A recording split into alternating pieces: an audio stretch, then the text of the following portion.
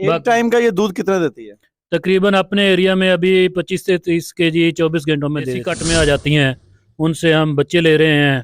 बच्चे गुलाबी नुकरे इस किस्म के, और वो बच्चे मेरे पास मौजूद हैं। 3 4 बच्चे हैं। वो भी माशाल्लाह अच्छे हैं। वो पैदा होते ही बच्चा 1 2 माह में 3 4 लाख 5 लाख तक सेल हो अच्छा, जाता ये है। बताइएगा, यहाँ पर साहिवाल नस्ल की जो गाय है माशाल्लाह उसका दूध तो बहुत ज्यादा होता है, लेकिन यहाँ पर कुछ चोलिस्तानी भी आ जाती हैं।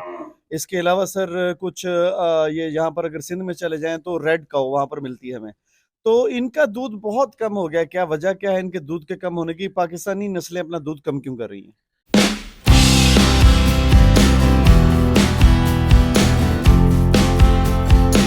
अस्सलाम वालेकुम। अल्लाह पाक के ख़ास करम और उसकी लाजवाल रहमतों के साथ आज का वीलॉग शुरू करते हैं। और आज का वीलॉग है 117 चक में। हम इस वक्त आए हैं माशाल्लाह कैटल फार्म के ऊपर, और माशाल्लाह कैटल फार्म में हम माशाल्लाह कैटल फार्म के ऑनर इमरान अली साहब से मुलाकात करने के लिए यहाँ पर पहुँचे हैं। इनसे पूछेंगे कि ये कौन सी फार्मिंग कर रहे हैं गाय के अंदर, और इनकी जो ब्रीड है वो लोकल है या इंटरनेशनल है या नेशनल है, तो ये इनसे पूछेंगे। और इसके अलावा इनसे बिजनेस कॉन्सेप्ट भी लेंगे। तो आइए इनसे बात करते हैं। अस्सलाम वालेकुम सर। वालेकुम अस्सलाम। मेरा नाम इमरान अली है। मैं चक 117 पी में रहायश पजीर हूँ। तकरीबन एक 2017 से मैं फार्मिंग का काम कर रहा हूँ। उससे पहले मेरा लोकल बिज़नेस था। उसके बाद मैंने प्रॉपर बिज़नेस शुरू किया है ये। उस वक्त मेरे पास तकरीबन कोई 4 5 गायें थी। अब माशाल्लाह अल्लाह ताला के करम से 2023 में मेरे पास 30 मिल्किंग जानवर हैं, और उसके अलावा उनके बच्चे भी हैं। मैं ये गाय सीमन जो है, इनके सीमन इंपोर्ट करवाता हूँ। उसकी वजह से ये सेक्स सीमन की बछड़ियाँ मेरे पास तैयार हुई हैं। अभी अभी इनका दूध पर डे तकरीबन कोई 25 से 30 केजी हो जाता है। उसमें से कुछ लोकल सीमन भी रखे हुए हैं। लोकल सीमन से गुलाबी बच्चे भी आ रहे हैं। माशाल्लाह गुलाबी बच्चा जो आता है वो 4 5 लाख तक सेल हो जाता है। माशाल्लाह बहुत ज़बरदस्त बिजनेस है। अल्लाह ताला का बहुत करम है। जी सर, ये बताइएगा कि इस वक्त जो बैकग्राउंड में हम विजुअल्स दिखा रहे हैं और आप ऊपर भी चला रहे हैं, तो ये माशाल्लाह से बहुत खूबसूरत गाय है आपकी। अल्लाह पाक नजर बद से बचाए आपके जानवरों को। और ये बताइएगा कि ये जानवर जो है नस्लें कौन कौन सी हैं, इनके नाम बताइएगा। इनमें ऑस्ट्रेलियन फ्रीजन है और कुछ जर्सी की हैं। जर्सी की भी ये ऑस्ट्रेलिया से हैं और दूसरी भी ऑस्ट्रेलिया से हैं। कुछ हमारी लोकल पाकिस्तान से सिमर रख कर ली गई हैं, लेकिन है तो वो क्रॉस में ही ऑस्ट्रेलियन ऑस्ट्रेलियन से। बस यही है अभी ऑस्ट्रेलियन और जर्सी अच्छा, की। ये बताइएगा कि जो फ्रीजन है, फ्रीजन का मकसद क्या होता है? यानी ये दूध हासिल करना है या इससे इससे हमने गोश्त हासिल करना होता है? मकसद क्या होता है? ये दूध के लिए भी बहुत अच्छी हैं। जो इनके नर बच्चे जमते हैं वो मीट के लिए भी यूज़ होते हैं। बहुत जल्द ग्रोथ करते हैं, मीट के लिए भी यूज़ होते हैं। एक बाकी टाइम का ये दूध कितना देती है? तकरीबन अपने एरिया में अभी 25 से 30 केजी 24 घंटों में दे देती हैं। 25 से 30 केजी, माशाल्लाह, फिर तो हाँ। बहुत हैंडसम अमाउंट है जी जी। इससे हासिल होती होगी। अच्छा, ये अगर बिजनेस के पर्पज से लिया जाए तो यानी कि जब तक आपके पास दूध दे रही है तब तक भी बिजनेस इसका अच्छा होगा। अच्छा, ये बताइएगा कि दूसरी नस्ल आपके पास कौन सी है और उसका दूध कितना है? दूसरी नस्ल मेरे पास जर्सी है। वो उनका भी दूध तकरीबन 2 3 गाय हैं, दो ज़्यादा नहीं है। दूध उनका भी यही 28 29 केजी हो जाता है 2 टाइम का। उसके अलावा कुछ देसी देसी कट में आ जाती हैं। उनसे हम बच्चे ले रहे हैं। बच्चे गुलाबी नुकरे इस किस्म के, और वो बच्चे मेरे पास मौजूद हैं। 3 4 बच्चे हैं। वो भी माशाल्लाह अच्छे हैं। वो पैदा होते ही बच्चा 1 2 माह में 3 4 लाख 5 लाख तक सेल हो जाता है।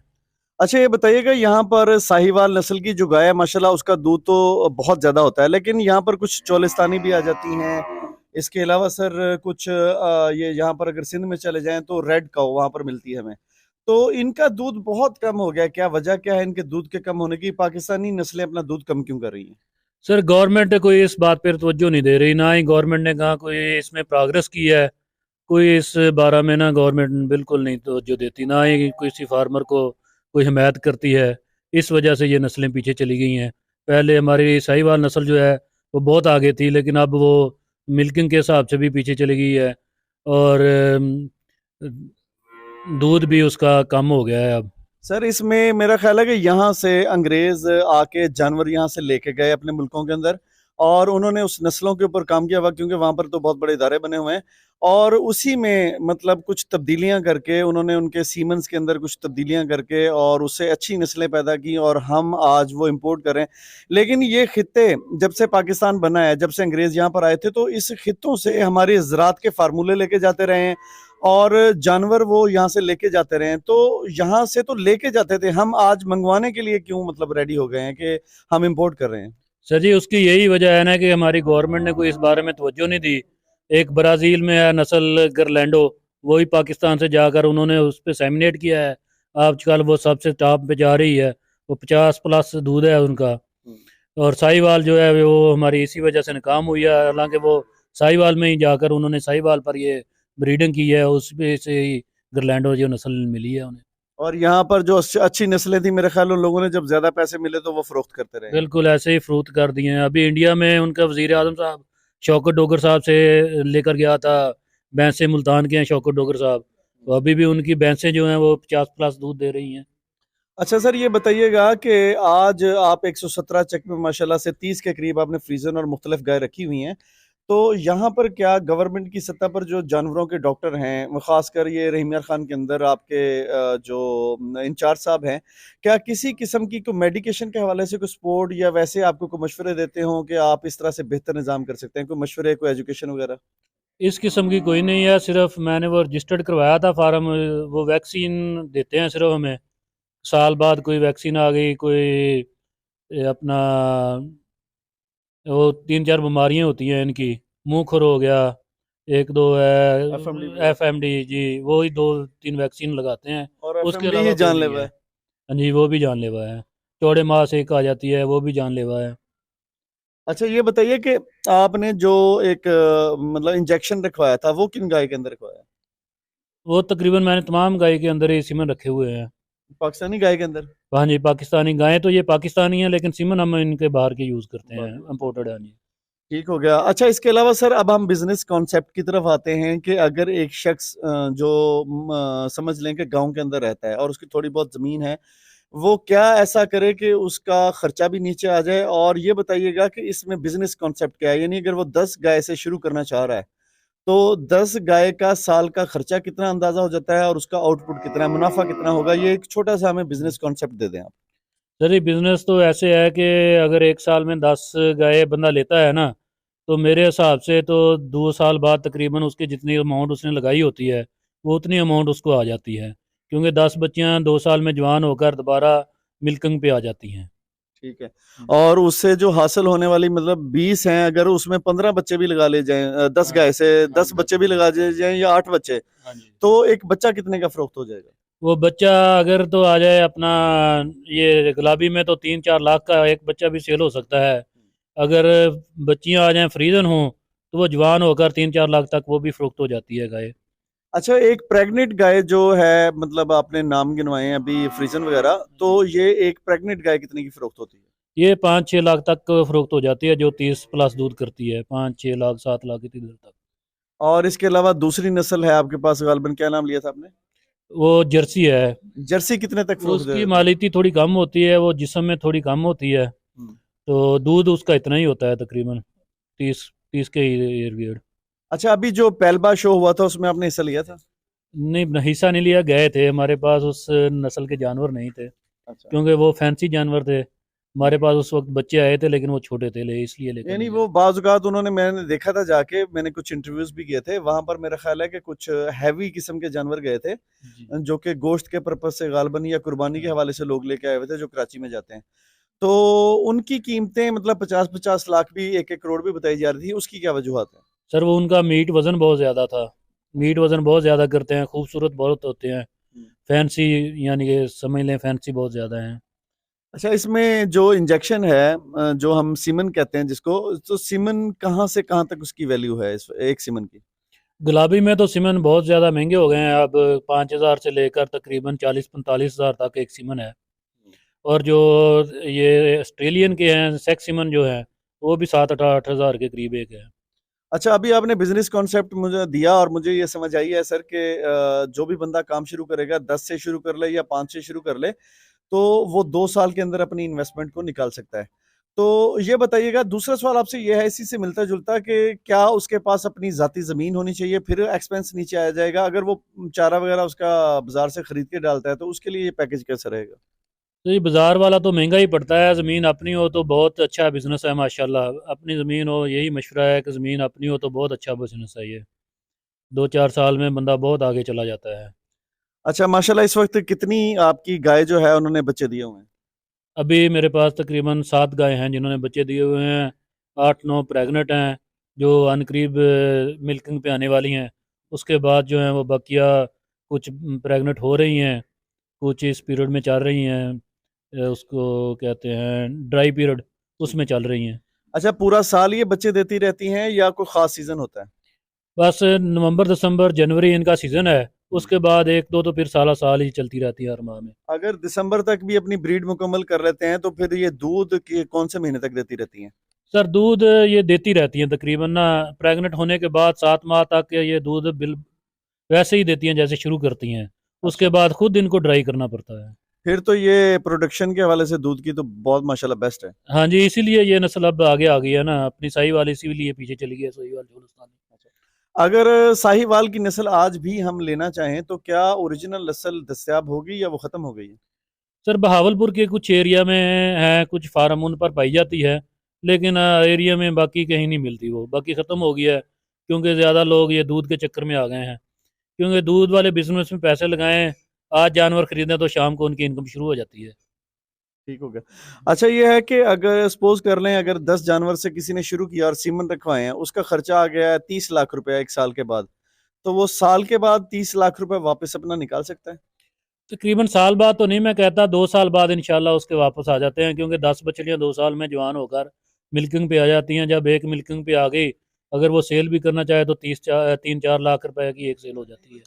अच्छा, ये जो काम है मेरा ख्याल है कि ये सब्र वाला काम है। बिल्कुल। और अगर एक फार्मर जो है वो काम शुरू करता है 10 गाय से, और उसकी कैपेसिटी नहीं है उसको 2 साल संभालने की, उसके सारा टेम्परामीटर या समझ लें कि उसकी जो फिजिबिलिटी है वो खतरे में पड़ गई है।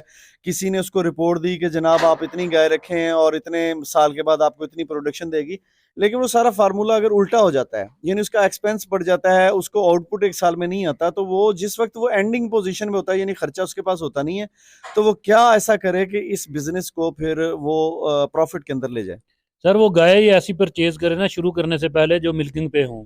मिल्किंग का मतलब ये है कि अगर गाय दूध दे रही हैं तो आपका खर्चा खुद ब खुद चल रहा है, उससे आपको कुछ ना कुछ बचता भी है हर माह। यानी 2-3 गाय, अगर 10 लेनी है तो 2-3 गाय मिल्किंग वाली लाजमी होनी चाहिए। बिल्कुल, आधी मैं तो आधी का मशवरा देता हूँ कि आधी गाय 5 गाय मिल्किंग पे हों, वो सारा खर्चा भी बर्दाश्त करेंगी और आपको भी कुछ ना कुछ देंगी।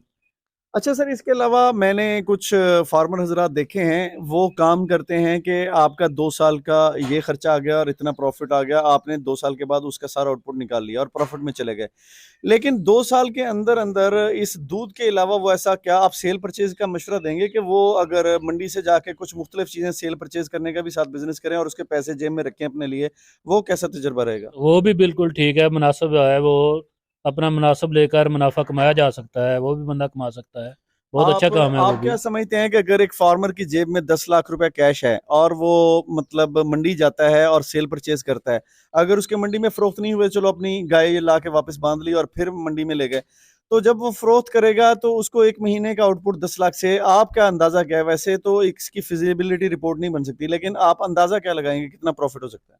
वो लाख 1.5 लाख तो कमा लेते हैं एक माह में तकरीबन, ये सेल परचेज जो करते हैं। 10 लाख से 1-1.5 लाख रुपए आराम से? बिल्कुल हाँ जी, आराम से कमा लेते हैं। तो फिर तो माशाल्लाह अच्छा बिजनेस है। बहुत अच्छा बिजनेस है ये। मेरा ख्याल है कि आपकी गुफ्तगू से मैंने ये अंदाजा लगाया है कि अगर एक बंदा बिजनेस करे साथ में सेल परचेज के लिए भी पैसे जेब में रखे तो वो ज्यादा बेहतर जी, जी, रहेगा। बिल्कुल ज़्यादा बेहतर है वो। तो अच्छा, मेडिकेशन के हवाले से सर आपका कोई एक्सपीरियंस है? मेडिकल अपने जानवरों को तो करते रहते हैं खुद ही। ज्यादा बीमारी कौन सी ऐसी आपके जानवरों को आई है जिसमें आपको मुश्किलात पेश आई हैं? अभी तक कोई ऐसी बीमारी नहीं आई।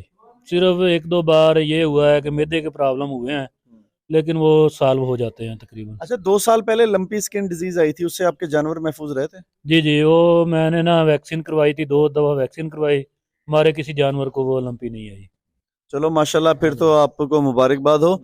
और ये है कि क्या मशवरा देंगे फार्मर को कि आपने अगर अपने जानवरों को बीमारी से बचाना है, मेरा ख्याल है कि दवाई से ज्यादा आपका जो माहौल एक जानवर को दिया हुआ है वो ज़्यादा एप्लीकेबल होता है, तो क्या कहेंगे कि जानवरों को बीमारी से बचाने के लिए क्या हिफाजती तदाबीर हो सकती हैं?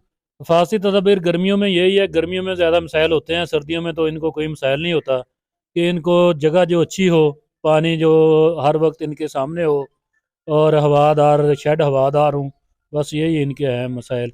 और उसके अलावा जो है वैक्सीन, वो इनकी टाइम पे होनी चाहिए। ये 3-4 बीमारियां हैं, उनकी वैक्सीन जो है वो टाइम पे होती रहे तो कोई मसला नहीं होता। यानी आपका तजुर्बा इस हवाले से अभी अच्छा जा रहा है, और फार्मिंग में आपको कितनी देर हो गई है? मुझे तकरीबन ये 7वां साल है। ये 7वां साल है जब मैंने मिल्किंग पे कन्वर्ट किया है। पहले मैं बछड़े वगैरह मीट के लिए पालता था, बकरे वगैरह। जी। सर आपका बहुत बहुत शुक्रिया। मैं क्लोजिंग जेस्चर एक देता चलूं कि यहाँ पर इमरान साहब ने जो बिज़नेस किया है वो माशाल्लाह इस वक्त बहुत अच्छे मुनाफे में जा रहा है, और इन्होंने जो मैनेज किया हुआ है अपने जर्सी की गाय गाय को और इसके अलावा फ्रीजन को बहुत अच्छा माशाल्लाह मैनेज किया हुआ है। और ये दूध के पर्पज़ से जो है वो अपनी गाय जो है यहाँ पर उसका बिज़नेस भी कर रहे हैं, तो ये एक मुनाफा बख्श बिज़नेस है। अगर कोई आना चाहे इस बिज़नेस में, मैंने इस डिबेट से, ये गुफ्तगू से ये चीज़ हासिल की है कि अगर आप बिज़नेस में आना चाहते हैं, अगर आपने 10 गाय खरीदी हैं, तो आपका जो प्रॉफ़िट में ये सिस्टम सारा जाएगा वो तकरीबन उसको 2 साल लग जाएँगे। लेकिन उस वक़्त तक आप आधी गाय जो है वो दूध वाली लें, और आधी गाय अगर आपकी दूसरी भी हो तो वो वहाँ से काम चल जाएगा। दूसरा ऑप्शन आपका बिज़नेस के लिए ये है कि आप जेब में इतने पैसे रखें कि आप मंडी में जाकर खरीदो-फ़रोख्त कर सकें, और उससे भी आप एक अच्छा रेवेन्यू जो है वो जनरेट कर सकते हैं अगर आप फार्मिंग के काम में हैं। तो इंशाल्लाह ताला एक न्यू वीडियो के साथ आपके खिदमत में बहुत जल्द हाज़िर होंगे। तब तक के लिए इजाज़त, बहुत-बहुत शुक्रिया। पाकिस्तान ज़िंदाबाद।